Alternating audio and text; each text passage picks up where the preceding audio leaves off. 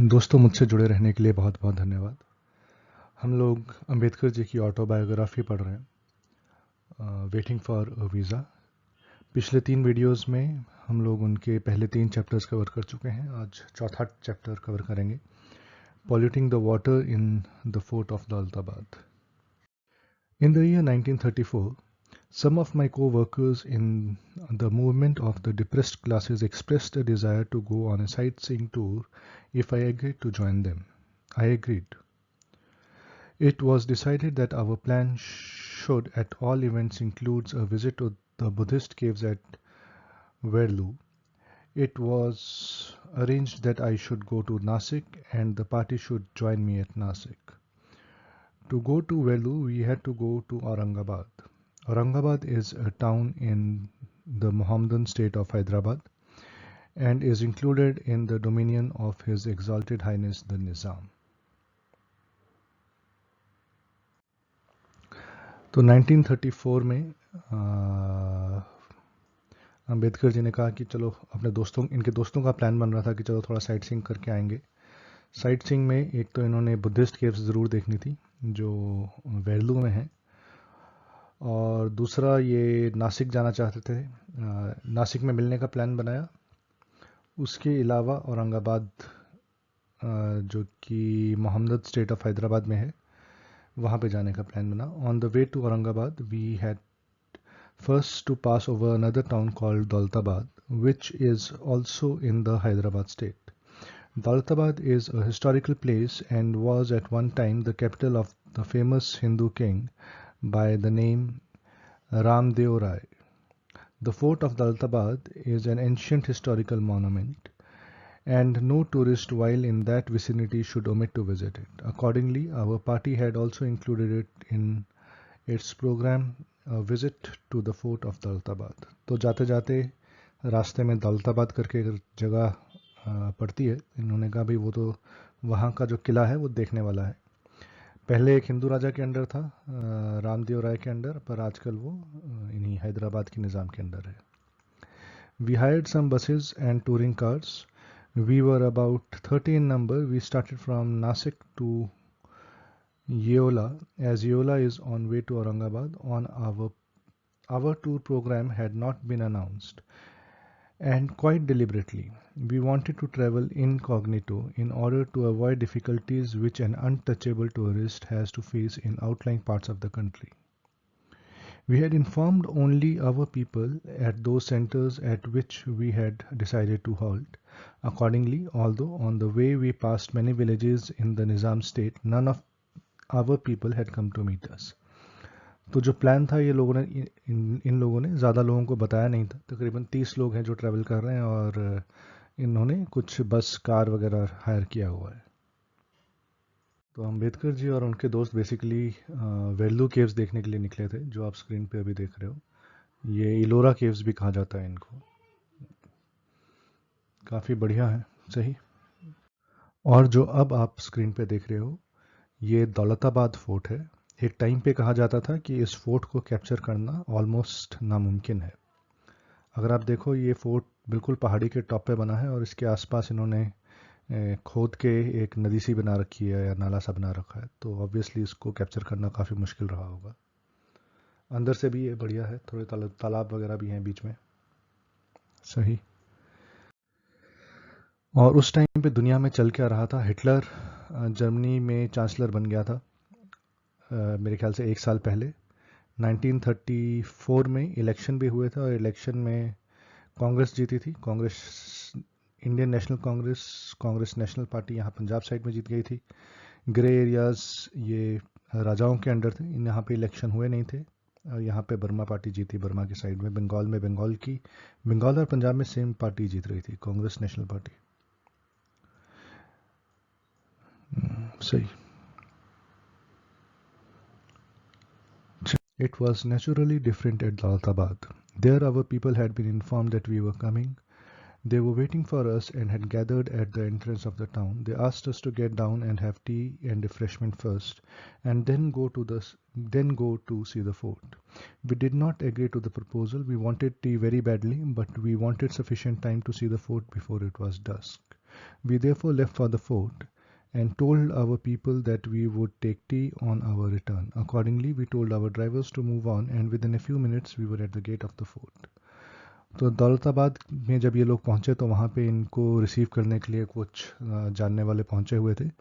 उन्होंने कहा भाई चाय पानी पी लो, बट इन्होंने कहा नहीं, जल्दी फोर्ट पहुंच जाते हैं, नहीं तो शाम तक शाम हो जाएगी और हम ठीक से देख नहीं पाएंगे फोर्ट को. The month was Ramzan, the month of fast for the Muhammadans. Just outside the gate of the fort there is a small tank of water full to the brim. There is all around a wide stone pavement. Our faces, bodies and clothes were full of dust gathered in the course of our journey. When we all wished to have a wash, without much thought, some members of the party washed their faces and their legs on the pavement with the water from the tank. After these ablutions, we went to the gate of the fort. There were armed soldiers inside. They opened the big gates and admitted us into the archway. तो जब ये fort पे पहुंचे, बाहर एक तालाब सा था. तालाब में कुछ लोगों ने हाथ मुंह धो लिया अपना, और फिर ये गेट पे पहुंचे कि चलो पूछें कि अंदर कैसे जाना है. We had just commenced asking the guard the procedure for obtaining permission into the fort. In the meantime, an old Mohammedan with a white flowing beard was coming from behind shouting, "These Dehids have polluted the tank." Soon all the young and old Mohammedans who were near about joined him and started abusing us. The Dehids have become arrogant. The Dehids have forgotten their religion. The Dehids must be taught a lesson. They assumed most menacing mood. तो इसके बाद जब हाथ मुंह धोने के बाद ये फोर्ट में घुसने की कोशिश करने लगे, इनके पीछे एक सफ़ेद दाढ़ी वाला बाबा आ गया, मुसलमान, और उसने उनको बोलना शुरू कर दिया कि इसने हमारा तालाब जो है ख़राब कर दिया है इन शेड्यूल कास्ट लोगों ने या इन अनटचेबल्स ने. We told them that we were outsiders and we did not know the local custom. They turned their fire and wrath against the local untouchables who by that time had arrived at the gate. Why did you not tell these outsiders that this tank could not be used by untouchables? Was the question they kept on asking them. Poor people, they were not there when we entered the tank. It was really our mistake because we acted without inquiry. The local untouchables protested that it was not their fault.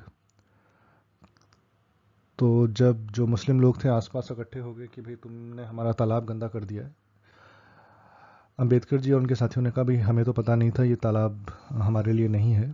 तो उन्होंने अपनी गालियाँ जो local untouchables थे उनके लिए शुरू कर दी कि भाई तुम लोग अपनी औकात भूल गए हो बेसिकली.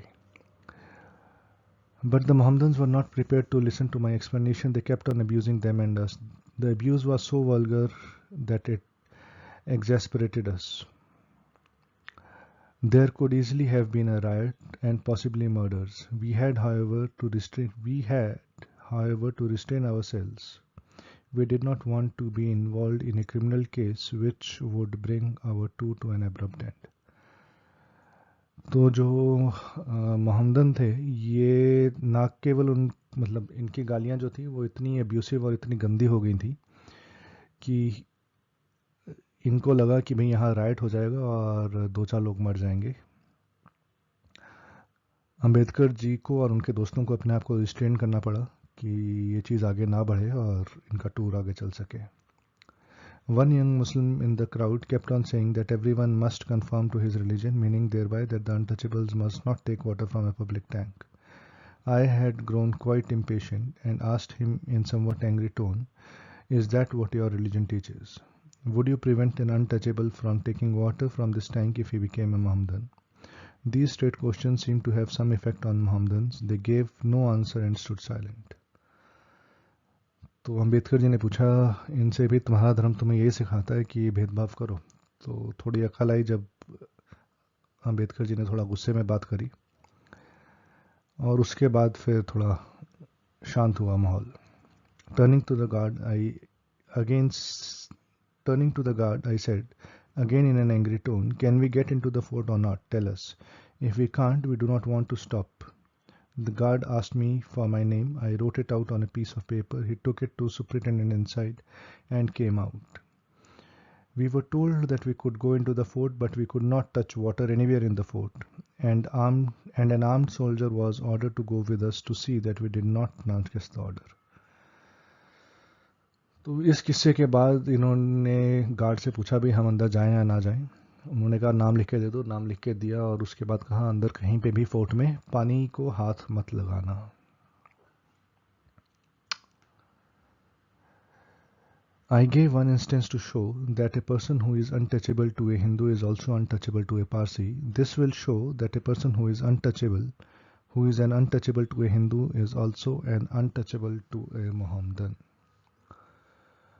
तो यहाँ पे बेसिकली अंबेडकर जी हमें इस कहानी से ये बता रहे हैं कि जो अनटचेबिलिटी थी इंडिया में वो सिर्फ हिंदुओं तक सीमित नहीं थी. हिंदू, पारसी, मोहम्मदन सब मिलके अनटचेबल लोगों के साथ, जो सबसे छोटी कास्ट थी उनके साथ तो भेदभाव करते थे और बहुत गंदे से ट्रीट करते थे उनको.